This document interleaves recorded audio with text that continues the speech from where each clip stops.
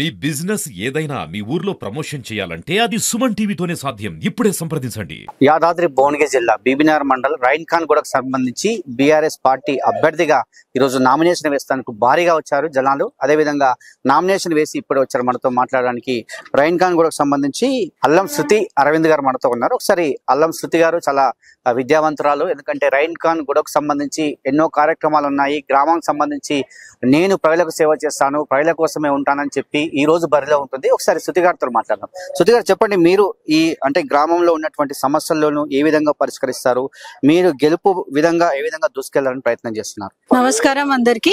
నేను శృతి అరవింద్ మాట్లాడుతున్నాను. రైన్ ఖాన్ కూడా బీఆర్ఎస్ పార్టీ నుంచి సర్పంచ్ అభ్యర్థిని. నేను చదువుకున్న అభ్యర్థిని. నా చదువు మన గ్రామానికి అభివృద్ధి చెందడానికి ఉపయోగపడుతుంది అన్నట్టుగా ఆశిస్తూ నేను మన నామినేషన్ ఇప్పుడే ధృవీకరించాను. అందరూ నాకు ఓటు వేసి గెలిపించాల్సిందిగా కోరుకుంటున్నాను. విద్యావంతురాలు, గ్రామంలో ఎన్నో సమస్యలు ఉన్నాయి, అభివృద్ధి కుంటుపడిపోయిందని చెప్తున్నారు మీ గ్రామానికి సంబంధించి. మరి మీరు బీఆర్ఎస్ పార్టీ నిలబడ్డారు, మరి మీరు ప్రతిపక్షంగా ఉన్నారు. ఏ విధంగా కొట్లాడి పనులు చేసే అవకాశం ఉంది? గ్రామానికి ఏ విధంగా సేవ చేస్తారు? తెలంగాణ ఉద్యమ స్ఫూర్తితోని మేము ముందుకెళ్తాము. మా హక్కులని మేము తెచ్చుకుంటాము, కొట్లాడి తెచ్చుకుంటాము. రైట్. అదే విధంగా బీసీ మహిళకు కేటాయించడం వల్ల శ్రావ్య గారు నిలబడ్డారు. అరవింద్ గారు ఎప్పటి నుంచో తెలంగాణ ఉద్యమంలో ఉన్నాడు. తెలంగాణ ఉద్యమానికి సంబంధించి చరిత్ర అంతా తెలుసు. గ్రామానికి సంబంధించి ఏ ఏ సమస్యలు ఉన్నాయి అరవింద్ కు మొత్తం తెలుసు. ఎందుకంటే తాను తోడై ఉండి ఖచ్చితంగా గెలిపించుకుంటాము కాబట్టి అరవింద్ గారికి అన్ని సమస్యలు తెలుసు. మరొకసారి అరవింద్ తో మాట్లాడదు. అరవింద్ గారు చెప్పండి, మీ గ్రామంలో ఎన్నో సమస్యలు ఉన్నాయి, అభివృద్ధి కుంటుపడిపోయింది అంటున్నారు. మరి గ్రామంలో మీరు మీ మిస్సెస్ ని గెలిపించుకున్నాక మీరు ఏ ఏ కార్యక్రమాలు తీసుకుంటారు? అందరికీ నమస్కారం. నేను రైన్ ఖాన్ గూడ పార్టీ బీఆర్ఎస్ పార్టీ బలపరిచిన అభ్యర్థిని శృతి అరవింద్ గారిని. ప్రధానంగా వచ్చేసి మా గ్రామంలో చాలా సమస్యలు ఉన్నాయి. ప్రధానంగా పోచమ్మ దేవాలయం కానీ, ఎల్లమ్మ దేవాలయం కానీ, అది గత కొంత కాలంగా అలాగనే ఉంది. ఇప్పుడు మాత్రం ఈ కాంగ్రెస్ గవర్నమెంట్ వచ్చినాక కూడా వాళ్ళు ఎలాంటి దాన్ని పట్టించుకోవడం లేదు, ఏమి చేయట్లేదు. మా గ్రామ పంచాయతీ బిల్డింగ్ అలానే ఉంది, దాన్ని డెవలప్ చేసుకుంటాము. ఆ దేవాలయాలు ఏదైతుందో దాన్ని కూడా మేము డెవలప్ చేసుకుంటాము. ఆపోజిషన్ పార్టీ వాళ్ళు ఏం చెప్తున్నారంటే, మీరు టీఆర్ఎస్ గెలిస్తే మీకు అభివృద్ధి ఉండదు, మీకు ఇందిరమ్మ ఇండ్లు ఆగుతాయి, రేషన్ కార్డులు ఆగుతాయి అని వాళ్ళు అంటున్నారు. ఇందిరమ్మ ఇండ్లు, రేషన్ కార్డులు ఎందుకు ఆగుతాయి? అది మన హక్కు.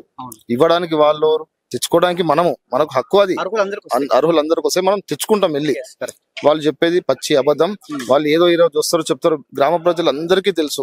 గత కొంతకాలంగా నేను ఊరికి ఏం సేవ చేశానో, ఇప్పుడున్న అభ్యర్థి ఏం సేవ చేశాడు, నేనేం సేవ చేశానని తెలుసు, గ్రామ ప్రజలు వాళ్ళు ఏం సేవ చేశారని తెలుసు. గ్రామంలో ఎన్నో సమస్యలు ఉన్నాయి. ఆ గ్రామానికి సంబంధించి మీరు ఎలాంటి సమస్యలను ఇప్పుడు పాయింట్ అవుట్ గా తీసుకుంటున్నారు? ఎలాంటి సమస్యలు పరిష్కరించే వైపు వెళ్తారు? ప్రధానంగా అండర్ గ్రౌండ్ డ్రైనేజ్ ఒకటి, సిసి రోడ్స్ ఒకటి. అవి మామూలుగా బీఆర్ఎస్ శాతంలో 90% పూర్తి అయిపోయినాయి. చేయడానికి ఇంకో 5%, 10% గత ప్రభుత్వంలో అయిపోయినాయి. ఇప్పుడు మేము ఆ 5%, 10% కూడా పూర్తి చేస్తాము.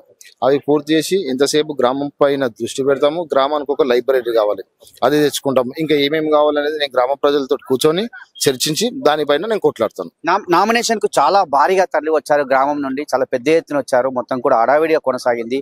నామినేషన్ కు వచ్చినటువంటి ప్రజలను చూస్తే మీకు ఏమనిపించింది? ఈ రోజు నా గ్రామం నుంచి వచ్చిన ప్రజలను చూస్తే నాకు చాలా సంతోషంగా అనిపించింది.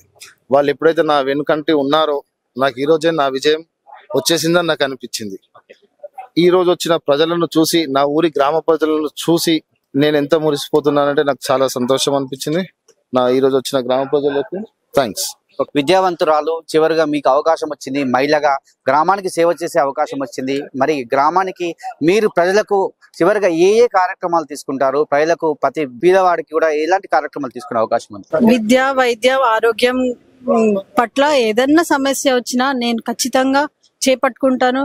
నా దరిచేరికి తీసుకురండి, నేను ఖచ్చితంగా దానికి పరిష్కారం చూస్తాను. రైన్ ఖాన్ గూడకు సంబంధించి ప్రతి పేదవాడికి న్యాయం చేసే విధంగా ఈ రోజు బరిలో ఉంటున్నాను, ఒక అవకాశం ఇస్తే నన్ను గెలిపించండి అంటూ రైన్ ఖాన్ గూడకు సర్పంచ్ బీఆర్ఎస్ అభ్యర్థి శృతి అరవింద్ మనతో చెప్పినట్టు విషయం. ఇక్కడ అరుణ్తో శరత్.